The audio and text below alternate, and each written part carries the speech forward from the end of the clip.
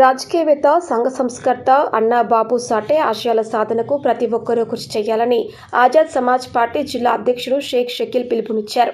గురువారం ఆదిలాబాద్ జిల్లా కేంద్రంలో అన్నా బాబు సాటే జయంతి కార్యక్రమాన్ని ఘనంగా నిర్వహించారు. ఇందులో భాగంగా ఆదిలాబాద్లోని అన్నా బాబు సాటే విగ్రహానికి పూలమాలలు వేసి నివాళులర్పించారు.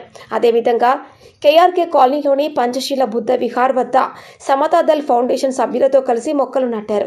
అనంతరం ఆదిలాబాద్లోని నేతాజీ చౌక్లో ఉన్న ఆజాద్ సమాజ్ పార్టీ జిల్లా కార్యాలయంలో చిత్రపటానికి పూలమాలలు వేసి నివాళులర్పించారు. సందర్భంగా పార్టీ జిల్లా అధ్యక్షుడు షేక్ షకీల్ మాట్లాడుతూ బడుగు బలహీన వర్గాల హక్కుల సాధన కోసం అన్నా బాబు సాటే చేసిన కృషి మరవలేనిదని అన్నారు. ఆజాద్ సమాజ్ పార్టీ ఆధ్వర్యంలో ఆ మహానుభావుడి ఆశయాల సాధనకు కృషి చేయడం జరుగుతోందన్నారు.